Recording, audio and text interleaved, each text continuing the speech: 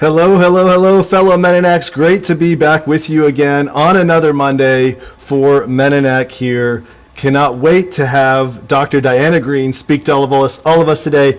I got to tell you, 25 summers ago when I was graduating Stanton College Prep, if someone would have told me that 25 years from then I'd be hosting a Meninak meeting virtually introducing Dr. Diana Greene as our speaker today, I definitely would not have believed you, especially if you told me we'd be in the middle of this COVID pandemic that we find ourselves in. But nonetheless, here we are today, fulfilling our Meninak mission of serving the youth here in our community and providing help where none is available. For those of us who are guests today or have invited guests, thank you so much for joining us here at Meninak. Of course, we'd love to have you every Monday. If you'd like to learn more about how to join this great civic club, you can visit us at meninak.org.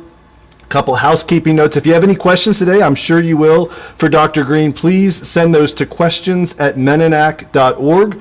If you are not a member, if you're joining us on Facebook or somewhere else, please send those questions in. I will be sure to get them asked and answered for you as well. Larry Selzo, thank you so much for setting this meeting up.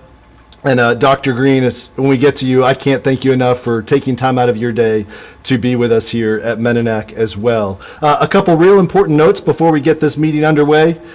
We do have our 87th annual Lifeguard Swim coming up on July 25th.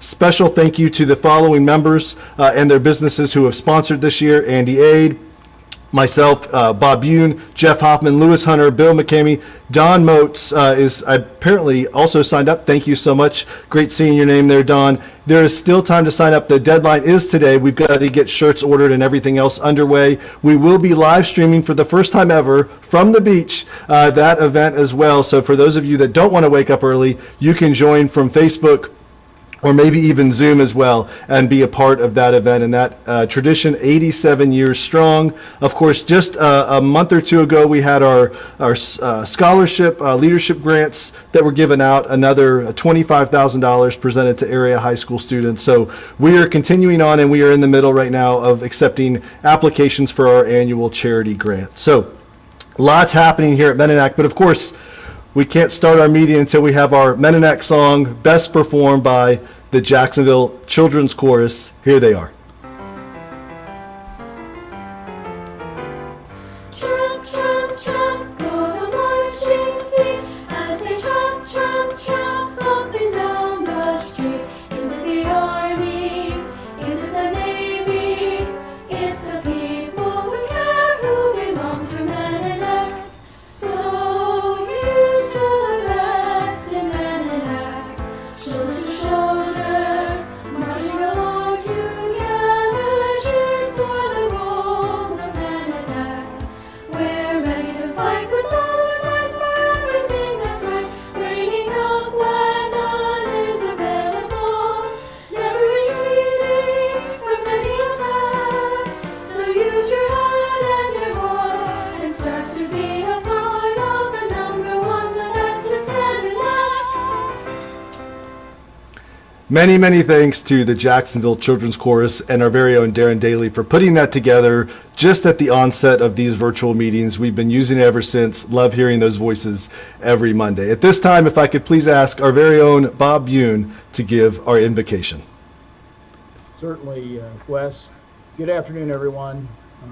Let's pray together. Dear Lord, we ask your blessing on this gathering of Meninaks on this beautiful day in July. Although we are not together in person, we certainly are together in spirit, bonded by a love of this city, our state, our country, and the opportunity to make it a better place, especially for our young people. We pray for your guidance and support for our guest, Dr. Diana Greene, as she navigates today's uncharted waters and leads our large and complex school system. Give her the strength and wisdom to care for the teachers, students, and staff, and continue the great progress the Duval County schools have made under her leadership.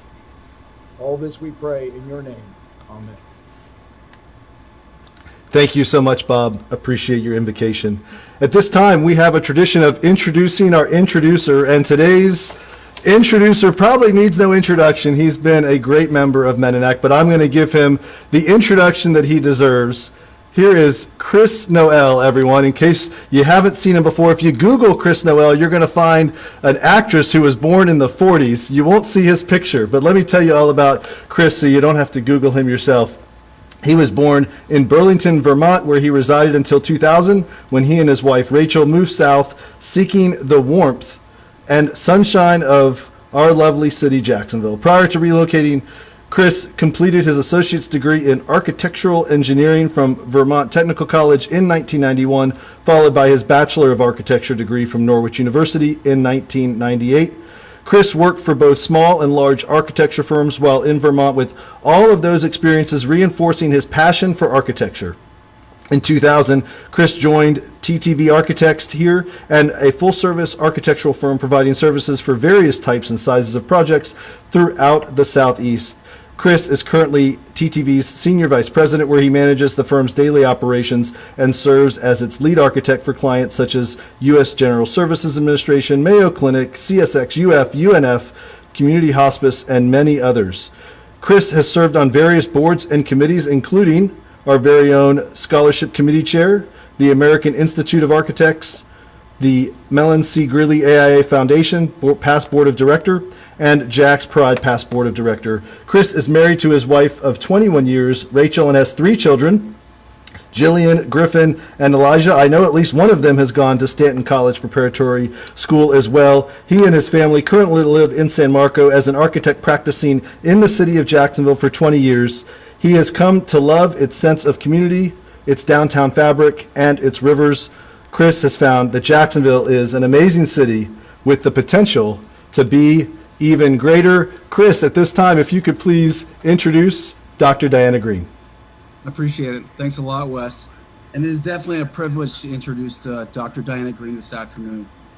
She began her tenure as Superintendent of Duval County Schools, which is the 20th largest school district in the nation.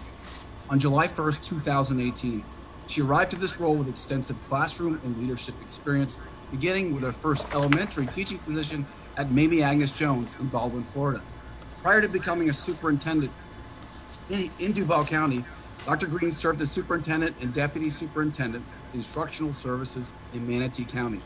During her 33-year career as an educator, she's also spent time as a teacher, assistant principal, and principal, as well as curriculum development, staff development, and in senior leadership positions. Last summer, Dr. Greene's initial assessment of Duval County Public Schools concluded with 3 major goals: improve academic achievement to become an A-rated school district, improve safety and security, and bring financial solvency to the district. After just 1 year of leadership, the district has made outstanding progress on reaching these goals. 2019 reflected remarkable growth. The district scored a historic number of points on Florida's accountability scorecard and now sits just a fraction of a percentage point from an A-rated designation.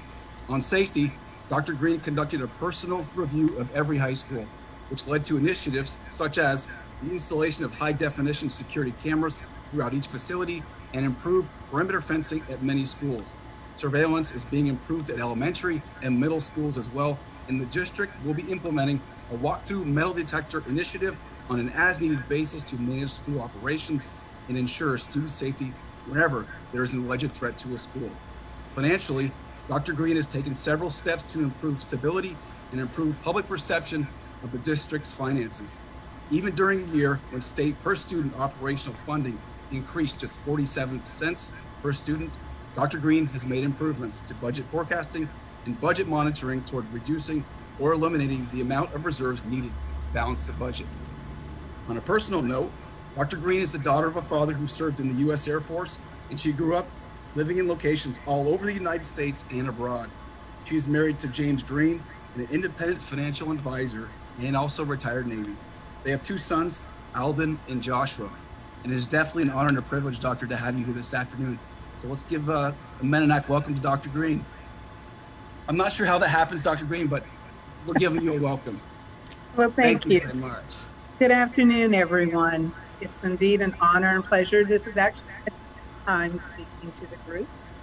And unfortunately, we're meeting by Zoom, which seems to be the mainstay of my life. Either I'm on a go-to Zoom team meeting.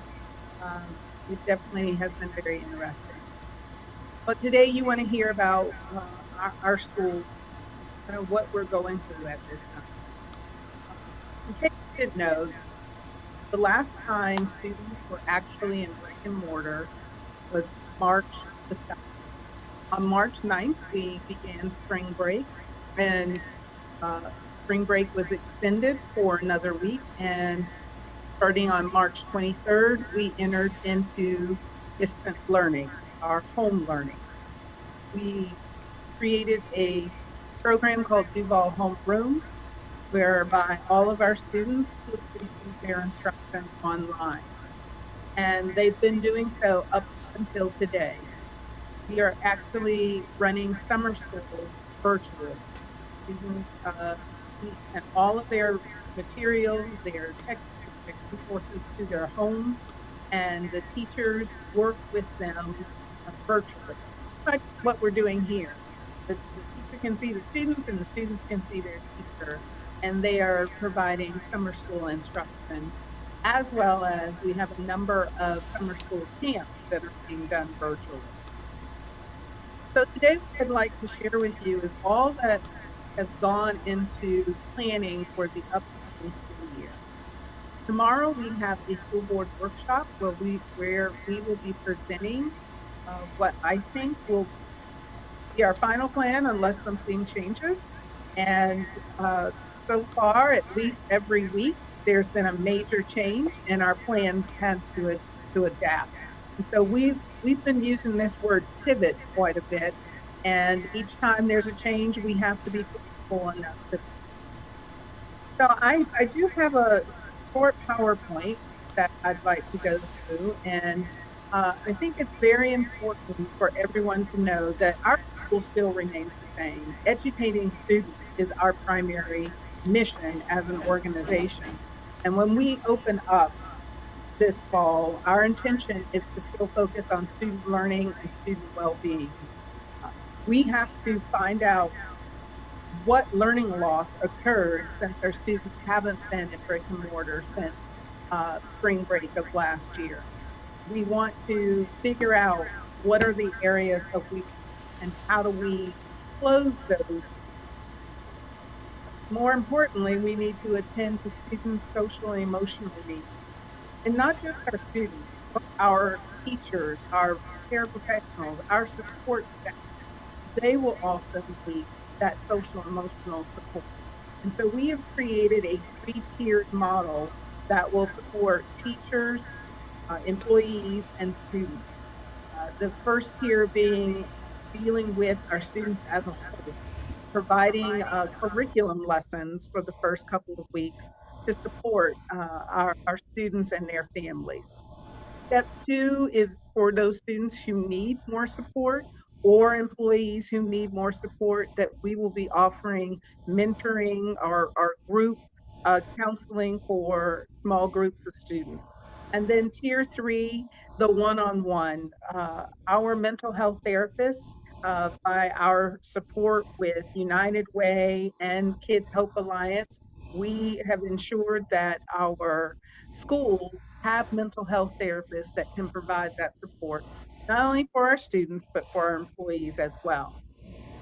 As I stated, we want to address the learning gaps that may have occurred from the last time our students were in brick and mortar. We are infusing our new state standards for our primary grade.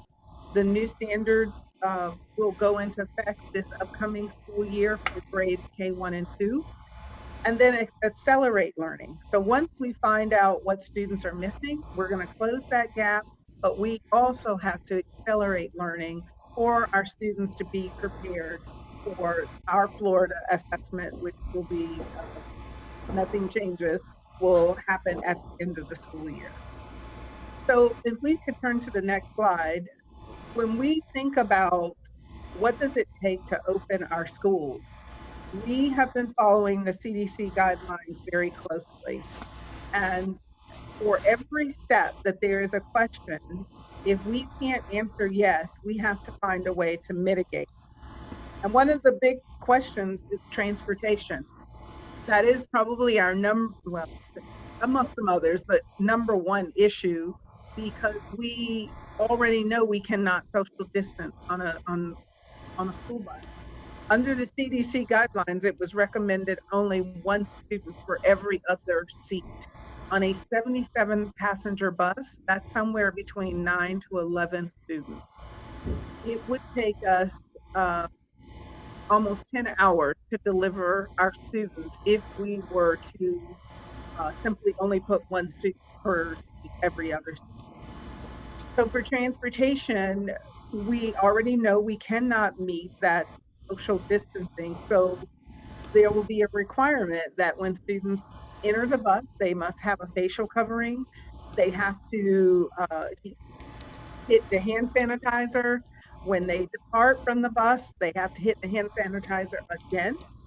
After every route, the bus must go through a complete wipe down.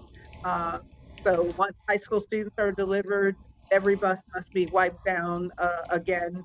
Then elementary, once those students are delivered, the bus must be wiped down again. And then middle school. And then the bus again must be wiped down. So after every route, the bus goes through what we call sanitizing wipe down for the students. So that's one area that is quite challenging that we have to deal with to ensure that we can transport our students to and from school.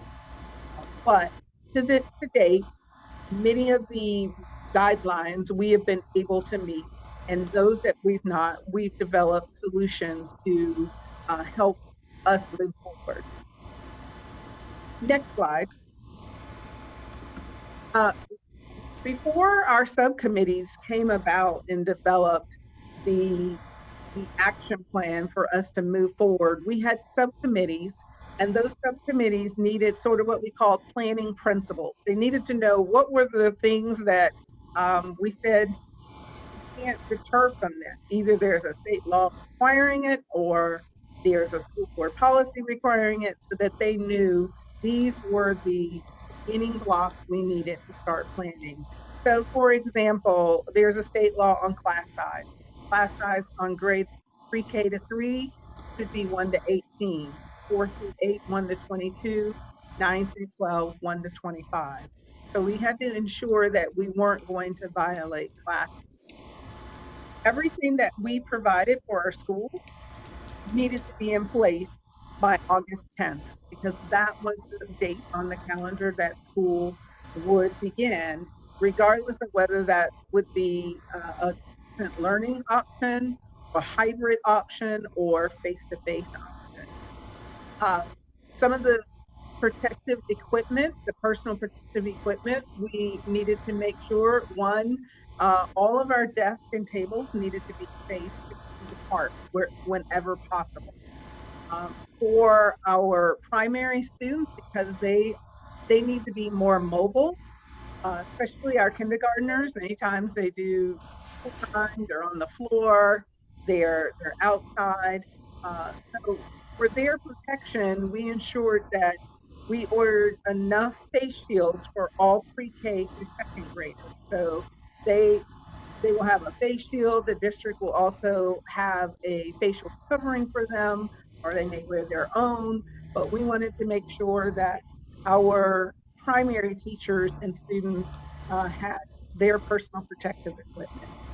For our upper elementary students and secondary students, they would all be provided facial coverings, as well as at the intermediate, middle, elementary, we installed desk guards. These are clear devices, if you will, that attach to the desk. So the front and sides of the student are covered to give them an extra layer of support to mitigate the spread of COVID-19. So those are only in our upper elementary grades. Again, we wanted to ensure that disinfecting, cleaning became very important. We shifted our custodial. Most times custodians work in the evening. We added more custodians during the day so that they can constantly be sanitizing and cleaning these areas, our high touch areas for our schools. The other thing we wanted to create is this bubble for elementary children. So they will stay with their classroom peers all day. Uh, so art and music, instead of them going out for art and music would come to their classroom. The one place we do want them to go is outside. We want them to spend a lot of time outside because research is saying that it is harder to pass the COVID-19 when you have outside air. And so students will continue to have recess every day, physical education. So those things are very important for our young students. In addition to the personal protective equipment, next slide, every school will have banners that will continue to share information. Our banners will talk about the symptoms, making sure they're washing their hands, keeping their mask on when they're in common areas, when they're not able to be social distancing of 6 feet. We have already outfitted most of our elementary schools with this signage or the banners that will be at the entrance of every school. In addition, at the time we were planning this, every student would have their temperature checked before entering into the building. I'm sorry, next slide. We just received information that this might not be a requirement. However, as a district, we may still maintain this as part of our operation, that we want students to have their temperature checked prior to entering into the school, as well as any adults. So teachers, anyone who working at the school will have their temperature checked. We'll have a medical screening prior to entering the building. The first 9 weeks, we will not allow the visitors into the building. Parents, if they need to pick up their child, they can come to the front office, again, with all directions being followed from that point. The key is to not have outside individuals coming into the building that's not their job, or they're not there 5 days a week. So part of our concern is that for schools, many times lots of people love to come and work with children, mentor children. And so we are developing a very different way for people to interact with students without actually being face-to-face, other than the people that work in the building. Again, other things with signage, next slide, is transitioning. We have signage at every single school. Schools now have developed traffic patterns. So some schools where students could be going down the hallway, both sides of the hallway. Some schools have turned it into one-way traffic. If you've been to Publix, you see now their aisles have gone to one direction, and all of our schools have developed plans to support the transition between the common areas. Their goal is to reduce the number of students in a hallway. If you think about our high schools, they may be as small as 1,000, but as large as 3,000. So every day will be a large crowd event at a secondary school, because that's where the bulk of our large numbers of students are attending school. Our middle schools are anywhere from 700 to 1,500. So secondary, the concern is about transitioning in those common areas. Once students are in the classroom, the concern we had was making sure that classrooms were set up to ensure that we apply the guidelines of 6 feet apart. So our goal, again, was to have tables, desks, any areas in the school with this distance. However, when you're talking about, again, large schools such as middle and high school, that becomes very challenging. And even in some of our elementaries, it will be very challenging. And we developed, again, strategies to mitigate those deficiencies. And one of those strategies that I've already talked about, next slide, is the desk guards, which here's a sample of what a desk guard looks like. The ones that we are utilizing in our schools are called foam and film. It looks more like a window than just complete clear plexiglass, but we are also investing in plexiglass for our teacher desk, as well as some of our center schools. These are schools that students have underlying medical conditions, and they receive a lot of services such as physical therapy, occupational therapy, speech therapy. And so we created these plexiglass barriers at those schools to support the staff and students. Everything that we are doing is about mitigating the spread. It will not stop the spread of COVID-19. So we are also prepared with our partnership with the Department of Health to actually do, and I'm probably not phrasing it correctly because we're actually not the ones doing it, but we will actually be doing our own contact tracing. So if a student or employee tests positive for COVID-19, we work with the department, and with their partnership, they perform a contact investigation. And based on that investigation, people will either have to self-isolate, determine on the location and proximity, some things that will help protect our employees from having to self-isolate. If we can prove they've been using their facial covering, they've implemented the social distancing, the level of contact, and the level of face-to-face interaction. So based on the outcome of the investigation, DOH tells us whether we have to close a classroom or close a school. It is not the school district that makes that determination. It is the Department of Health. And so if that happens, we have a matrix that tells us, okay, this is what will be the next steps. And it's important for our families to know this information. So if we have a positive case of COVID-19, it could lead to a classroom closure. The reopening or closure actually is determined by the Department of Health.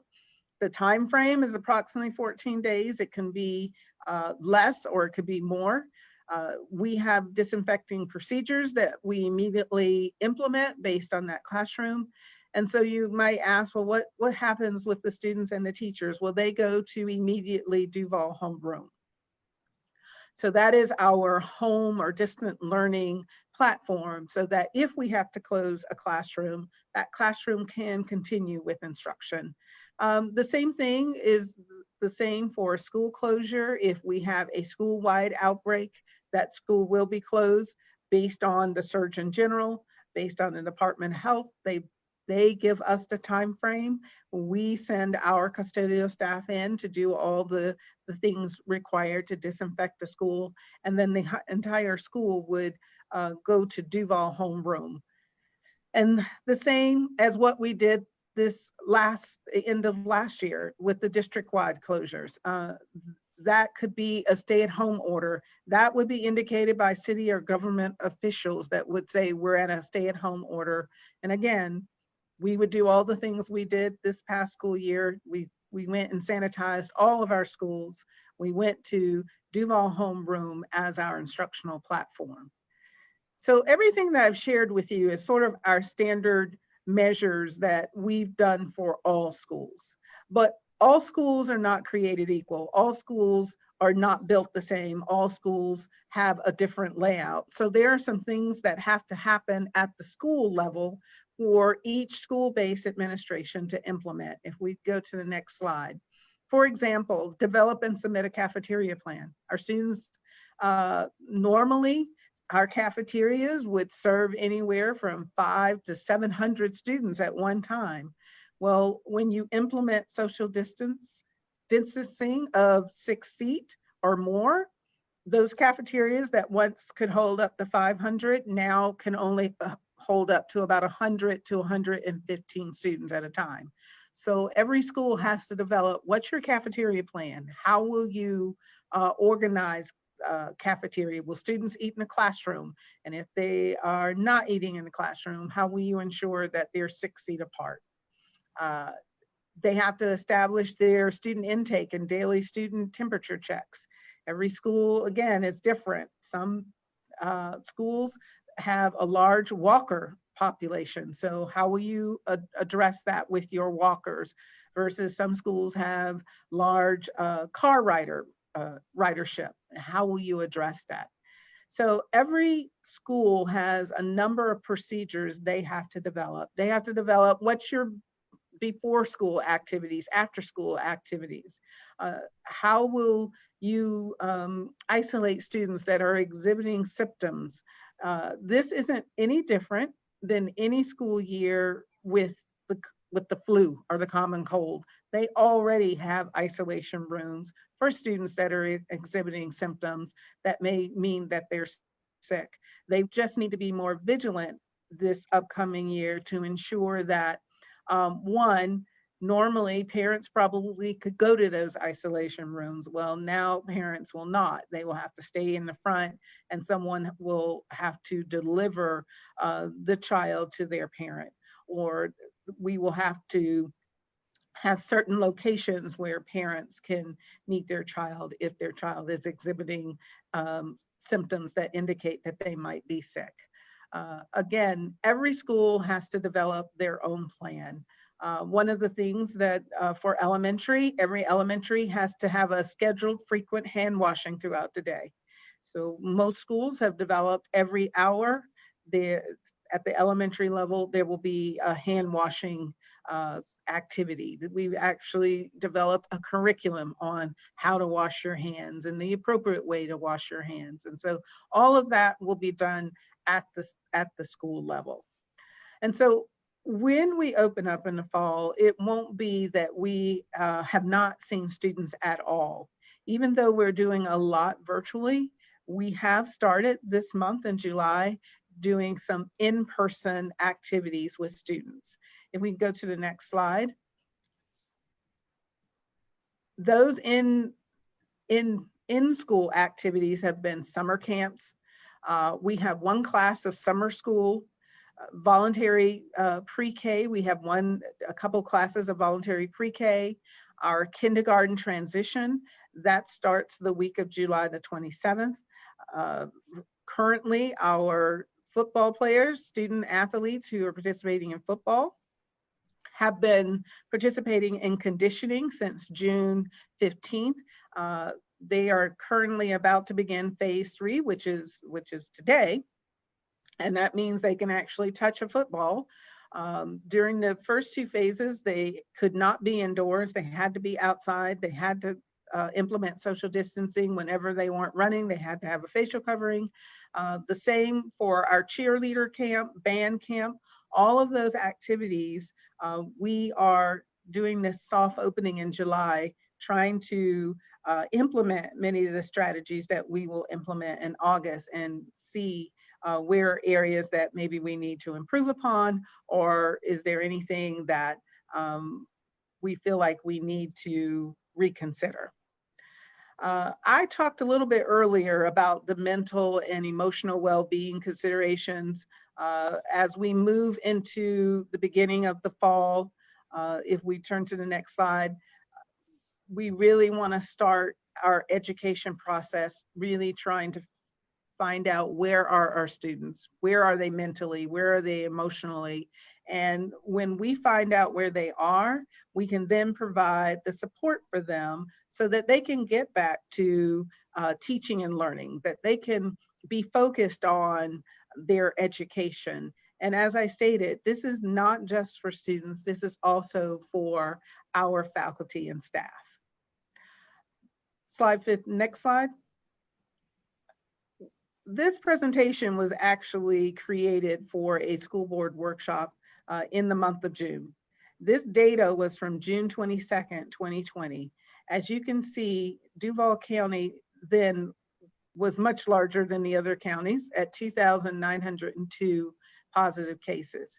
Exactly 1 month, we are over 13,000 cases. So you can clearly see there was a major uptick from June 22nd to today, July the 13th.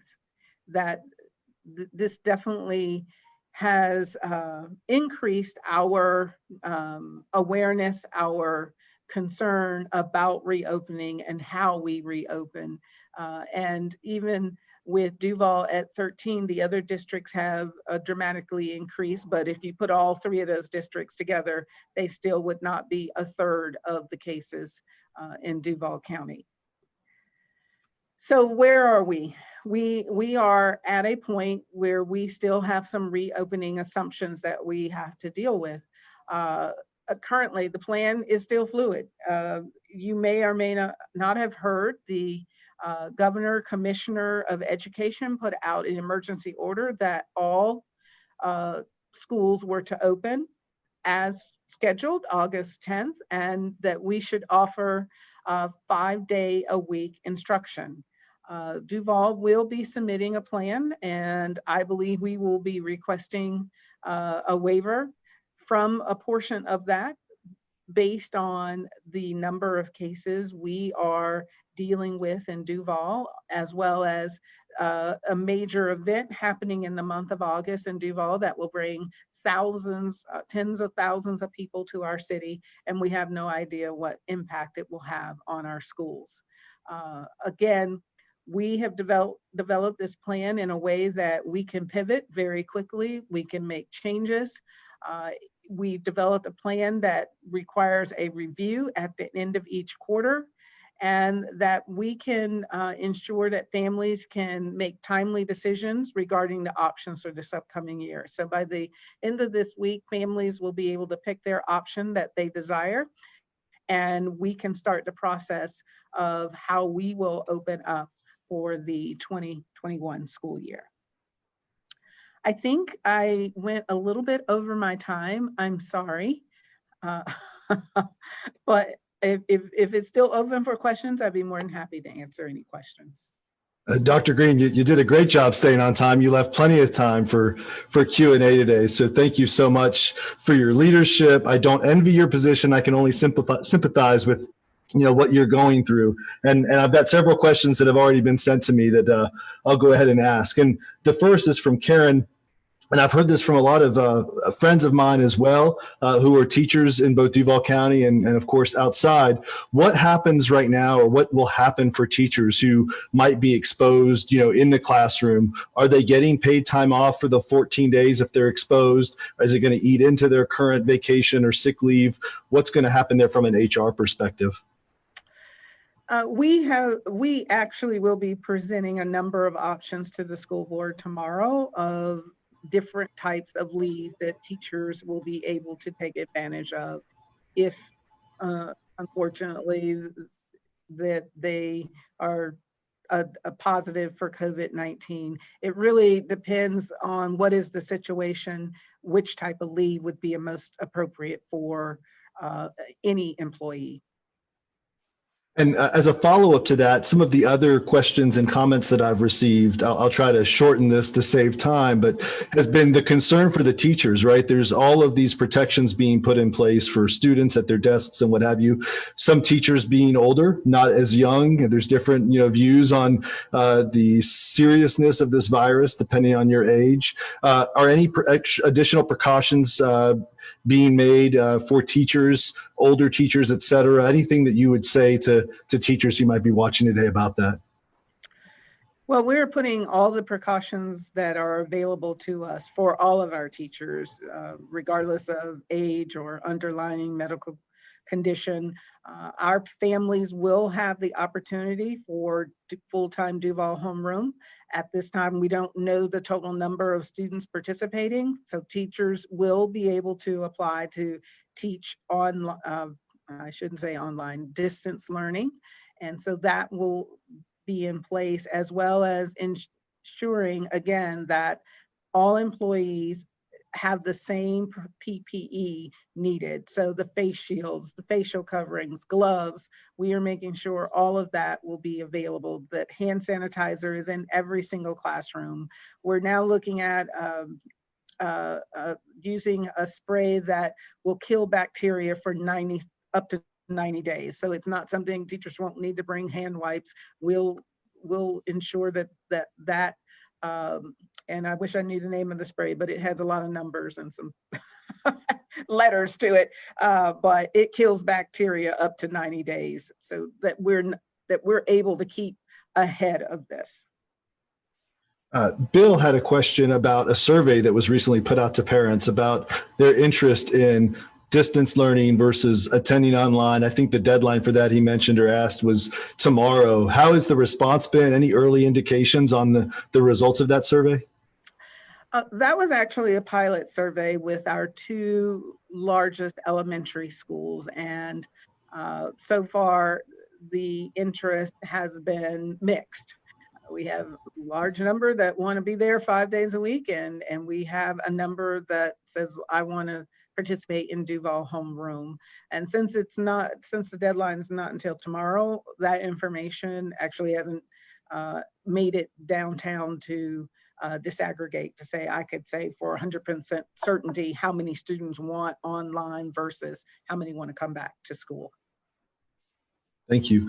For anyone else who has questions, whether you're watching online with Zoom or wherever you're joining us from today, please send those to questions@meninak.org. We do have a few more minutes left of Dr. Greene's time today to get those asked. I do have a couple that have already been submitted as well. And I know that this is all very, very fresh, but Karen also was curious what you can share about the waiver process when it comes to what the education commissioner announced at the federal level about everyone going back. What does that waiver look like? Is there anything you can share with us at this point about that?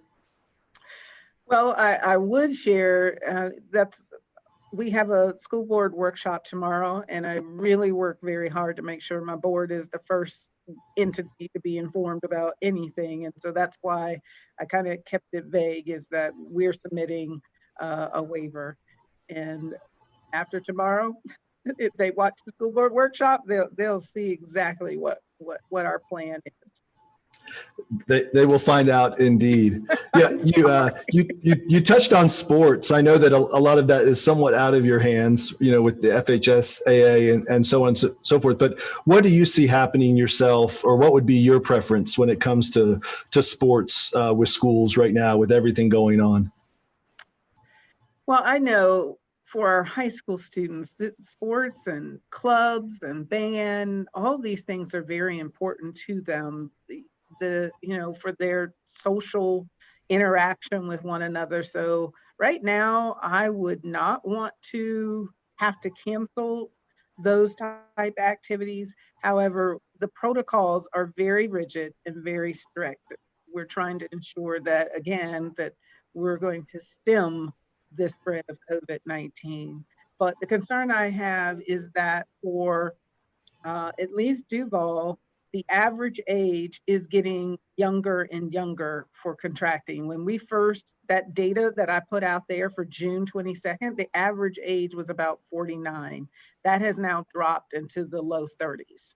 And so that means younger people are contracting it. And that means our high schools, they are large scale events every single day. Anytime you're trying to move over 1,000 students across a campus, you're doing a large scale event. And we just believe that some of the things that we have in our plan for that waiver is going to support social distancing, support having students on campus, but at the same time, how do we figure out how to keep them as safe as possible, as well as their teachers. This is one of the things that I'm trying to help people understand. Children may be less affected, but they go home to adults. They go home to parents, they go home to grandparents, and they're being taught by adults. They're being taught by a possibility of a grandparent or a parent who's taking care of their parents. So it isn't just about one individual. It is about all of us trying to work together to support one another And so when we talk about things like facial covering, I wear it to protect somebody else.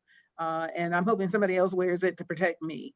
And that's what we are trying to do through our plan for the school district. Thank you. Melanie Messer had a question about if Duval Schools has looked internationally at any other international models or other things that other schools outside of the U.S. have done to try to implement some better distancing and better protocols. Have any comments or thoughts on that? Yes, we have looked outside. We actually saw the desk guards in I can't remember whether it's Europe or another country that reopened, and that is what gave us the idea of talking to other businesses that may be able to support us with that. And that's where the desk guards came from, as another layer of support or protection, if you will, from the spread of COVID-19. And, we're getting a little short on time, so last call for questions. I'm curious how much coordination is going on between districts. Is every school district doing their own thing, or is there some common ground that you're finding between St. John's and Clay and Nassau working together on similar solutions? I actually am in constant contact with the superintendent of Nassau, St. John's, and Clay counties. But I do have to remind people that Duval, I liken it to the nursery. When you go to see the pretty little babies, they're all cute, tiny little babies. And then you'll see this one gigantic baby. That's Duval County. We serve over 130,000 students, and you put those other three counties together, they still don't equal half of our student population. So even though we coordinate and talk, many of our issues are different than their issues when we have these conversations. But I learn from them, and hopefully I think they learn from me, and we try to be in alignment for much of what we're doing. And I think when you hear about their plans, we're kind of in a line. Just Duval has, again, some other issues that we have to take into account, and I feel like we would be not really doing ourselves any favors if we didn't try to utilize those strategies that would help mitigate the spread of COVID-19. Well, Dr. Greene, thank you so much for joining us today. I really appreciate your leadership as a parent of kids that are still attending public school here in Jacksonville. I appreciate everything you had to share and all that you're doing, and wish you nothing but the best and health for you, all of your staff, all of your teachers and students this upcoming school year. Thank you so much. Thank you. Fellow Meninaks, that is going to wrap up today's meeting. Again, I would like to remind everyone that our 87th annual lifeguard swim is underway as planned July 25th. It's an early morning swim. You don't even have to be there this year because we will be live streaming that event right on Facebook and into Zoom, so you can join us, see the live results as they happen. If you've never made it out to the beach that early before, this is a chance to see what that event is all about. We will cover the beginning all the way through the end of that event in an hour-long or so broadcast live from the beach. Special thank you to Andy Aid, Bob Bune, Jeff Hoffman, Lewis Hunter, Bill McCamey, and Don Moats for sponsoring, or for their businesses sponsoring that event. Of course, if you want to get your business out there, please reach out to Kathy. She is still accepting sponsorships to go on our t-shirts. And as a bonus this year, we will be featuring those sponsors on the live feed as well, that will go on both Facebook as well as here on Zoom, so that everyone can join in and be a part of that very long-running tradition here. Special thank you to the people who are part of our program today.